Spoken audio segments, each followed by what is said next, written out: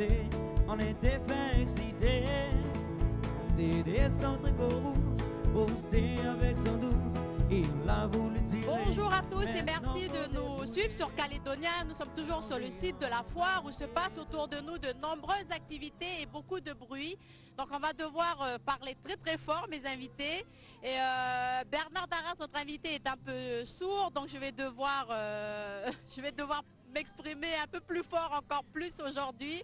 Alors bonjour à tous les deux et merci d'être avec nous.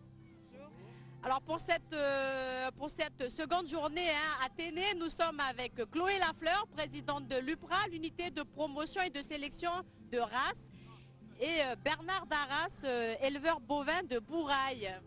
Alors nous avons la chance d'avoir Bernard qui est avec nous, Bernard que nous avions suivi d'ailleurs cette semaine dans notre feuilleton.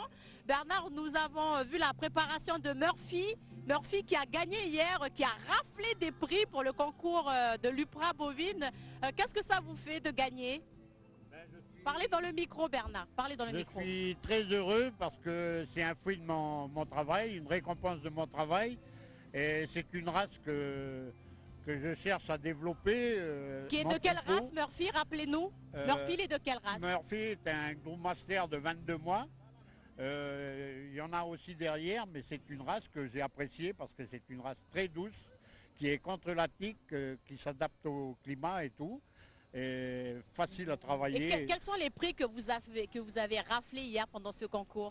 Alors, j'avais amené 3 bêtes, un taurillon qui a fait premier prix de série, un taurillon dromadaire qui a fait premier prix de série, une génisse dromadaire de 20 mois qui a fait aussi premier prix de série, Murphy de 23 mois qui a fait premier prix de série, premier prix de race et super champion. Alors donc je suis un des plus heureux de la foire.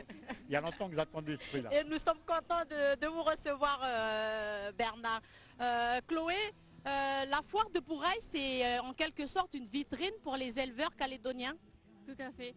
Donc je voulais juste préciser, je suis la directrice de l'UPRA bovine et pas la présidente. Ah, excusez-moi, voilà, je me suis trompée. Et effectivement, la foire de Bourail, ça permet à nos éleveurs d'exposer leurs animaux, leurs plus belles bêtes de concours, et donc de montrer à leurs collègues éleveurs le travail qu'ils font.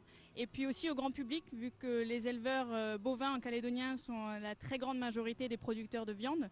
Donc le public qui vient très nombreux chaque année à la foire de Bourail peut voir les éleveurs qui produisent la viande qu'ils peuvent acheter dans les supermarchés et dans les boucheries. Exactement. Donc c'est vraiment très important pour nos éleveurs, c'est un rendez-vous qu'ils ne manquent jamais. Et on est très contents puisque depuis 2 ans, on a de plus en plus d'animaux qui participent au concours.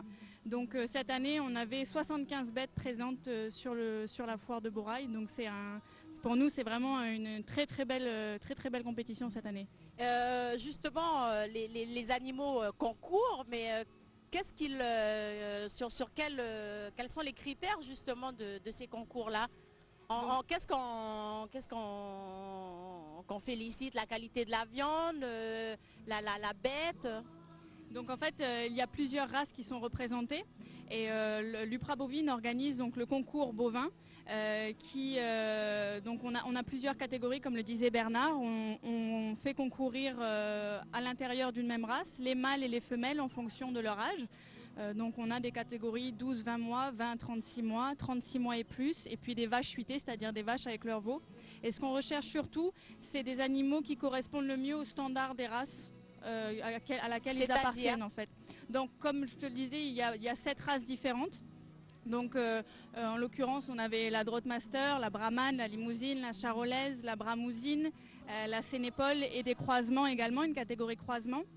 Donc chaque race a ses caractéristiques particulières, pas forcément au niveau de la qualité de la viande, parce que c'est quelque chose qu'on ne peut pas juger sur un animal en vif, on ne peut pas voir la qualité de la viande, mais on peut regarder par contre la conformation, donc c'est-à-dire les arrondis, là où il devrait y avoir de la viande. On regarde aussi les aplombs, c'est-à-dire les jambes des animaux, la tête, la couleur de la robe, la qualité de la robe, tout ce genre toutes ces caractéristiques qui font d'un animal un beau représentant de sa race. Et Murphy avait toutes ces qualités? Tout à fait, donc Murphy, comme le disait Bernard, a remporté le premier prix de sa série. Il y avait 3 taureaux qui étaient en concours pour cette série, donc les mâles Drotmaster de 20 à 36 mois. Il a ensuite gagné le champion de la race Drotmaster. et il était après présenté en compétition contre 2 autres taureaux de races différentes. Et là, c'est toujours très difficile de devoir faire un choix puisque les taureaux, quand ils arrivent à ce stade de la compétition, ce sont des magnifiques animaux.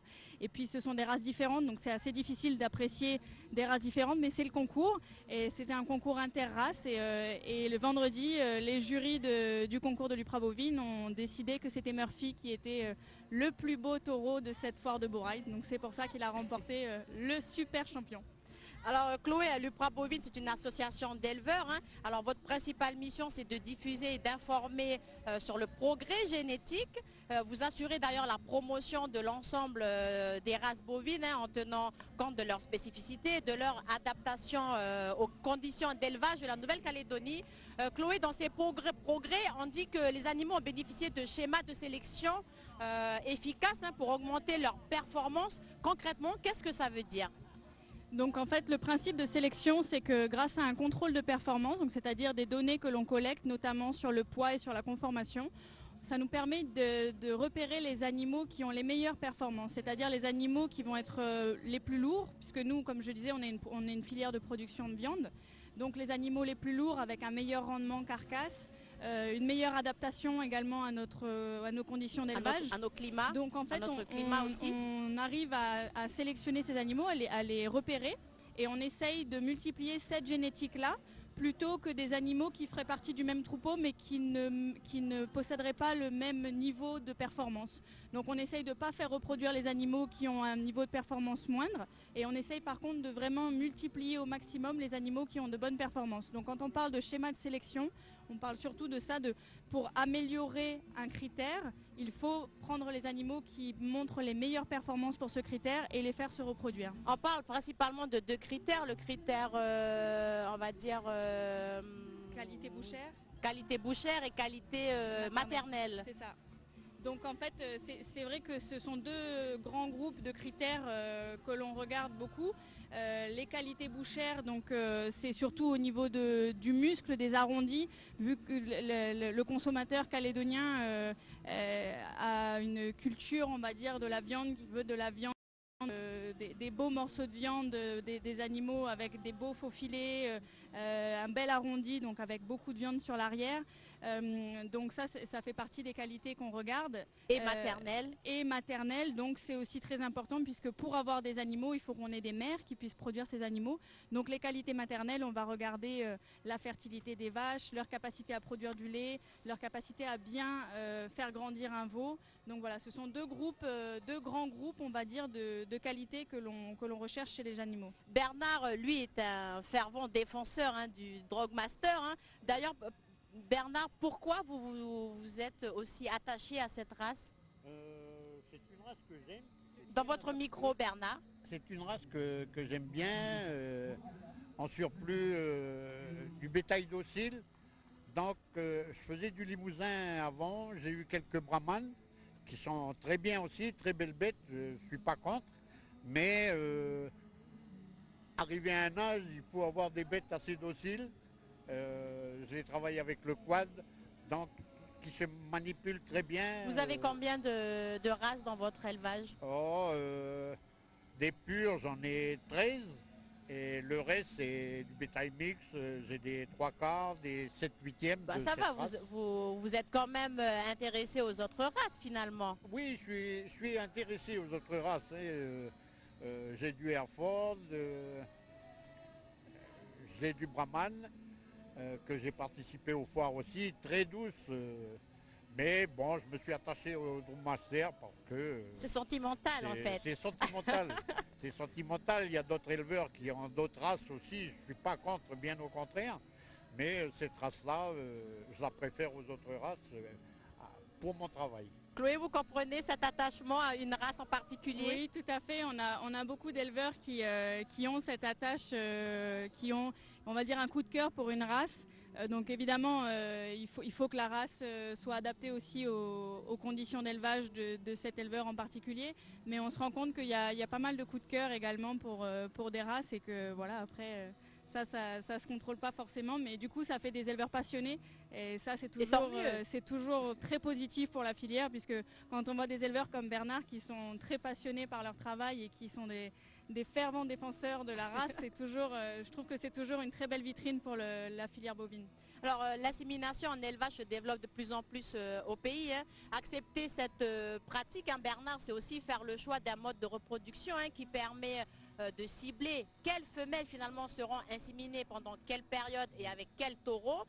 Chloé, quand on parle d'insémination, de transplantation embryonnaire, de quoi on parle exactement? Donc en fait, ce sont des méthodes de reproduction assistée qui nous permettent, surtout nous en Calédonie, avec notre isolement de point de vue géographique, de pouvoir bénéficier de la génétique d'Australie, de Nouvelle-Zélande, de métropole, en important soit de la semence congelée, donc des taureaux qui n'ont jamais mis un pied en Calédonie, qui se trouvent donc dans les pays que je viens de citer, soit en faisant venir des embryons. Donc là, les embryons, pour rappel, c'est un ovule qui a été fécondé par un spermatozoïde, et donc c'est un embryon qui à la collecte à peu près 5 jours.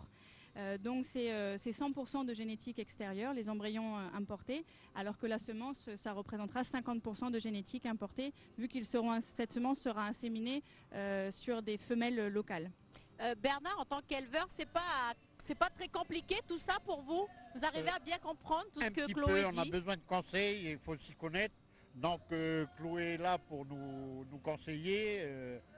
Et puis bon, je suis bien leurs conseils parce que c'est vrai que moi, il y a très peu de temps que je suis dans le groupe master. C'est pas qu'il y a très peu de temps, mais on en a beaucoup à apprendre. On n'a pas d'âge, il faut toujours apprendre.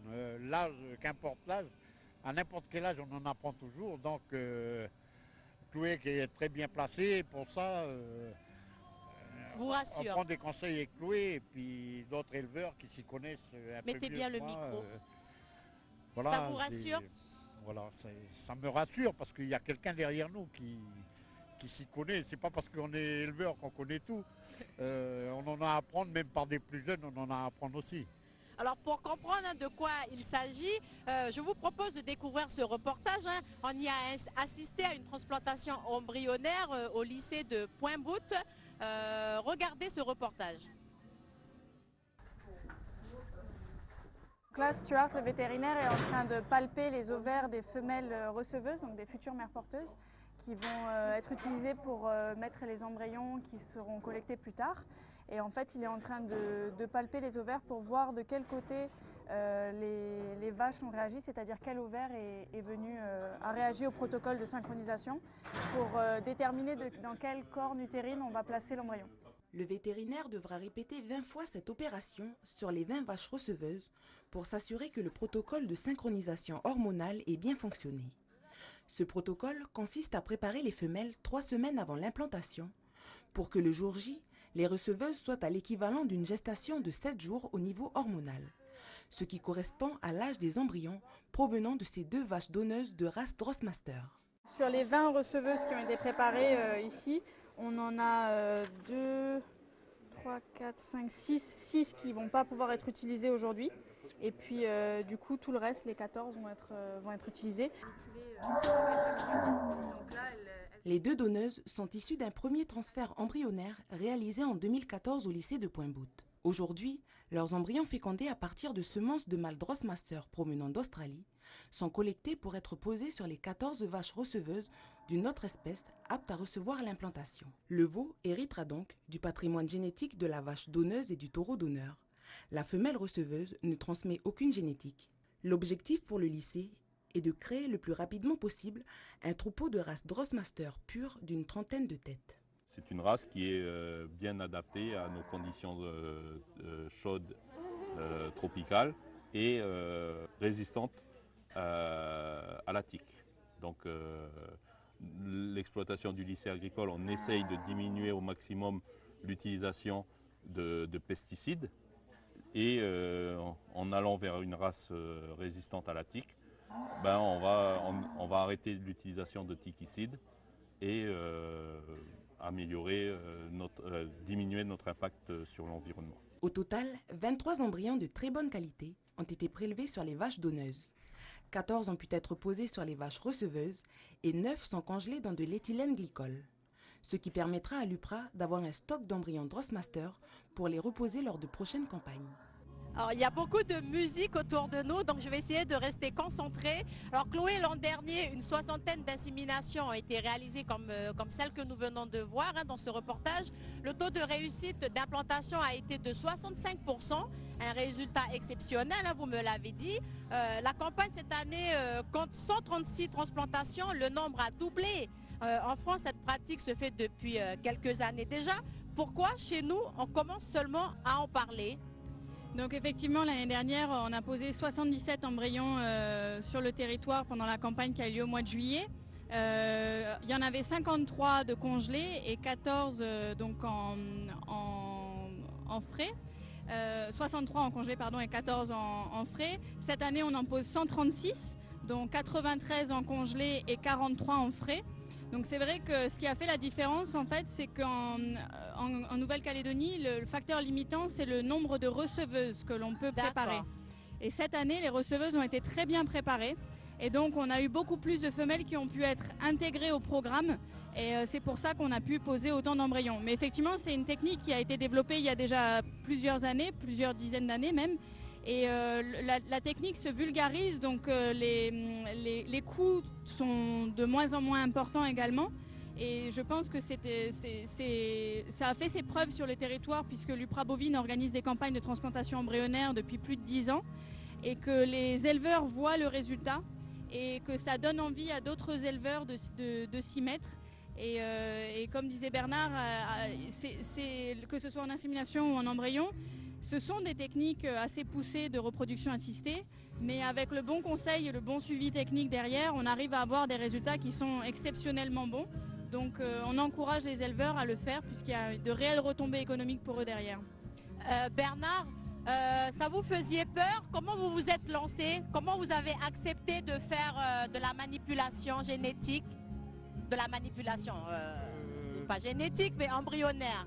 Ouais, non, je suis pas trop lancé encore. J'ai pas fait d'insémination. J'ai fait de l'insémination, mais j'ai pas eu de chance. Ça n'a pas réussi. Ça n'a pas réussi chez vous? Ça n'avait deux femelles que j'ai fait inséminer, ça n'a pas réussi.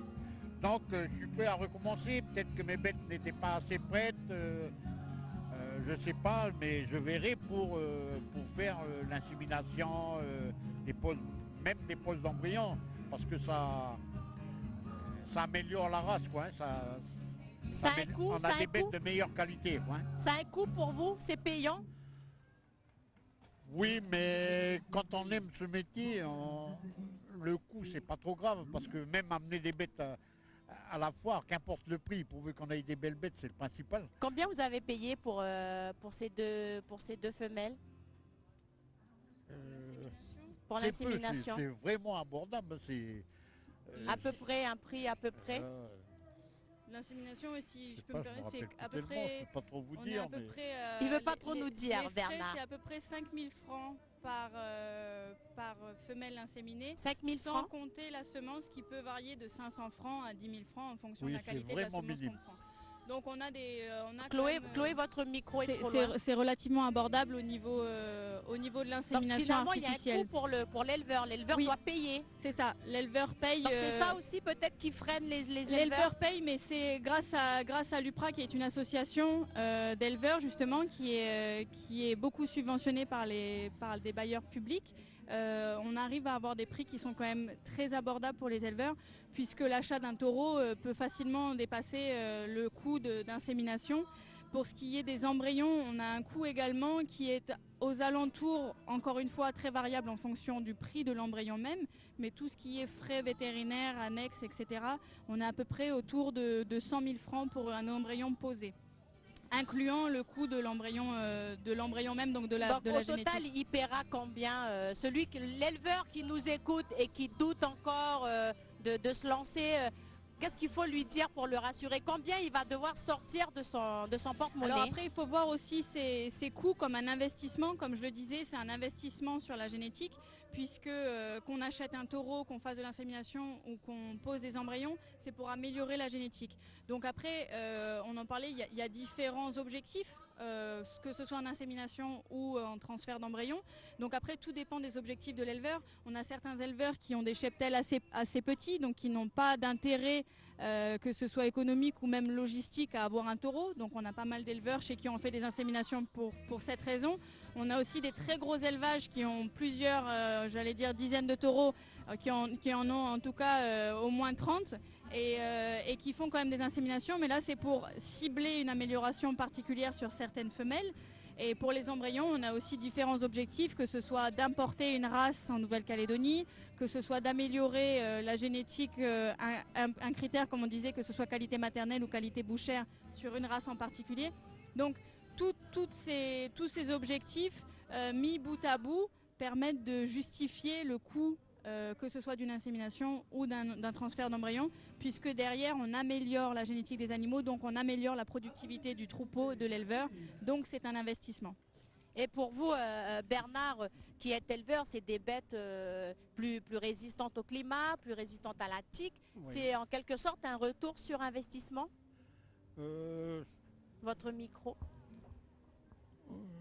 Oui, oui et non, parce que ça coûte pas trop cher. Tout ça, c'est pas ce qui coûte le plus cher. Que de faire venir une bête pure, il vaut mieux passer par, le système embryonnaire que de faire venir une bête qui coûte extrêmement cher. Donc pour vous, ça c'est plus intéressant de Ah, passer. Donc vous allez maintenant essentiellement passer par la transplantation embryonnaire? Oui, je pense que oui, je vais en arriver là parce que les montes naturelles c'est très bien aussi, mais ça reste quand même un circuit fermé. Il faut... Pourquoi on dit que c'est un circuit fermé, Ben, Chloé? parce que par les montes naturelles, actuellement, je pense que Chloé peut me répondre, c'est quand même un circuit assez fermé parce qu'on n'a pas beaucoup de taureaux de Chloé, différents sens sur le territoire. Donc en passant par ça, ça nous ça permet diversifie. d'améliorer et de sortir du...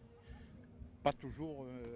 qu'on reste toujours au même milieu, quoi. Au même, Faire de la consanguinité. C'est ça, la monte Voilà, naturelle, j'allais dire, un des aspects qu'il faut prendre en compte, c'est qu'un taureau qui va être dans un troupeau, il va saillir des vaches qui vont faire des femelles. Et ces femelles, au bout de 2 ans, seront en âge d'être mises à la reproduction. Donc on ne peut pas garder un taureau plus de 3 ans. En général, entre 3 et 4 ans, puisque sinon, il y a des risques que du coup, ce taureau se reproduise avec certaines de ses descendances. Donc, ce qu'on veut à tout prix éviter. Et puis il y a aussi, comme disait Bernard, le fait qu'on n'a sûrement pas encore assez de taureaux qui sont produits pour être diffusés sur tous les élevages. Donc, il y a le téléphone de Bernard qui sonne. Bernard, vous êtes très demandé. Quelqu'un qui te voit à la télé, Bernard, peut-être? Je vais vous tenir le micro. On va laisser Bernard éteindre son téléphone. Voilà, merci Bernard. Oh, Chloé, une célébrité. Donc oui, je disais, donc c'est vrai que les taureaux en monde naturel, du coup, c'est pour ça qu'on peut parler de circuit fermé, c'est qu'il faut surtout ne pas rentrer dans ce cercle avec des taureaux qui ont des risques de saillir leur descendance, et puis essayer de produire plus de taureaux, de mettre plus de taureaux de bonne qualité dans nos pâturages. Et l'intérêt aussi peut-être de passer par l'embryonnaire, c'est aussi de protéger la Nouvelle-Calédonie des maladies et tout ça. Tout à fait. C'est vrai qu'en Nouvelle-Calédonie, on a une chance incroyable. Au niveau sanitaire, on est indemne de beaucoup de maladies qui touchent les bovins. Donc on est un des derniers pays d'élevage à avoir ce statut sanitaire. Et c'est vrai qu'en important des animaux, on dit en vif ou sur pied, donc par avion ou par bateau, il y a toujours plus de risques que d'importer de la semence ou des embryons qui peuvent être nettoyés avec des produits et qui sont testés pour tout un tas de maladies et qui du coup garantissent une sécurité au niveau sanitaire vraiment très importante. Donc c'est vrai que étant indemne de toutes ces maladies, on ne souhaite surtout pas prendre le risque et on suit les recommandations du CIVAP, donc du service vétérinaire de la Davare. Et donc c'est vrai qu'au niveau des importations en semences et en embryons, on arrive à faire venir des animaux qui correspondent à ce qu'ont besoin les éleveurs. Il y a une dernière petite question, parce que l'émission avance très vite. Il y a une dernière petite question qui m'intrigue. Moi, par exemple, quand je vais à la boucherie, j'ai tendance à acheter de la viande, mais à m'orienter plus facilement sur de la viande importée. Et je sais qu'en Nouvelle-Calédonie, nous consommons beaucoup de viande. Finalement, pourquoi on préfère manger de la viande extérieure alors que on vient d'en débattre depuis quelques minutes. On a une viande de bonne qualité. Qu'est-ce qui est finalement qui freine les Calédoniens? Le prix, la qualité qui finalement n'est pas bonne. Enfin, qu'est-ce qui se passe exactement? Bernard, peut-être Bernard, son avis en tant qu'éleveur? Je préfère laisser parler Chloé là-dessus parce que... Mais vous nous dites que votre viande est bonne ou pas? Oui, ben pour moi elle est bonne. Hein. Que ce soit n'importe quelle race, la viande est bonne ici. Donc, vous me dites que je peux aller acheter votre viande chez mon boucher Si sans vous voulez, problème. il faut passer par le boucher. Tout dépend comment que la bête a été tuée, si elle a été stressée ou pas. Si vous voulez manger de la viande dure, la bête sera stressée, il faudra vous y prendre au boucher, pas au D'accord. Ok. Donc vous me dites que votre viande est bonne. Passant. Mais la viande locale, je la trouve très bonne. Ok. Qu'importe la race, mais la viande locale, je la trouve vraiment très bonne. Bah, ça sera C'est le bien mot de des fois fin prendre de la viande Bernard. importée, ça change un petit peu. Mais moi, je trouve notre viande très bonne, qu'importe la race du bétail. Je voudrais Ok. juste rajouter, juste avant de finir, Chloé, oui. que la viande en Calédonie, il faut bien réaliser que c'est une viande qui est élevée en plein air. On n'a pas d'hormones, on n'a pas d'antibiotiques. C'est une viande, c'est un produit de luxe dans beaucoup de pays. Et nous, on a la chance d'avoir cette viande qui est produite quotidiennement par nos éleveurs. Donc il faut à tout prix promouvoir cette viande de nos C'est un éleveurs. manque de communication en fait. Je pense qu'il y a beaucoup de travail à faire sur la promotion de notre viande qui, comme je dis, est un produit de luxe dans beaucoup d'autres pays. Très peu d'intrants chimiques, notamment grâce à des races comme le Drottmaster ou d'autres Super. races résistantes. Donc n'hésitez pas à aller demander de la viande locale dans vos boucheries. Merci beaucoup, merci à vous deux d'avoir accepté. Merci. Je rends l'antenne, merci à vous de nous avoir suivis. Un reportage sur l'équithérapie tout de suite sur Calédonia